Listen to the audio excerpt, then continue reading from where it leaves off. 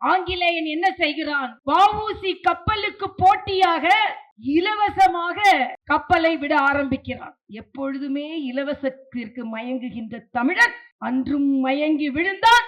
அதனால் நமது வ.உ.சியின் கப்பல் விழுந்தது. தமிழர்களை இனிமேலாவது எத்தகைய வ.உ.சிகளை நாம் காவு கொடுக்க போகிறோம் இலவசங்களுக்காக என்பதை நாம் இன்றைய சிந்திக்க வேண்டிய காலகட்டத்தில் நாம் இருந்து கொண்டிருக்கிறோம் என்பதுதான். இந்த உணர்வு என்று நாம் மறுபடியும் பெறப்போகிறோம் என்பதுதான். எல்லாவற்றையும் விட அன்று கப்பலோட்டிய தமிழனின் கடைசி காலங்கள் மிக மிக செல்வந்தராக இருந்த அந்த வ.உ. சிதம்பரனார் ஒரு மளிகை கடையில் வேலை செய்ய துர்பாகிய நிலைக்கு ஏற்பட்டது என்றால் அது தமிழகத்தில் தான் இத்தகைய தியாகிகள் மதிக்கப்படாமல் இருந்ததற்கு வெட்கி நாமல் நாம் தலைகுனிய வேண்டும் என்றும் நான் மிக வேதனையோடு இங்கே பதிவு செய்கிறேன். ஏனென்றால் இன்று தேசபக்தியை மாணவர்களுக்கு சொல்லிக் கொடுக்க வேண்டிய நிலையில் நாம் இருக்கிறோம். ஒரு ஆசிரியர் கேட்கிறார், மேப்பை பற்றி கேட்கிறார். ரஷ்யா எது சொல்லு சொல்கிறான், அமெரிக்கா எது சொல்லு சொல்கிறான், இந்தியா எது?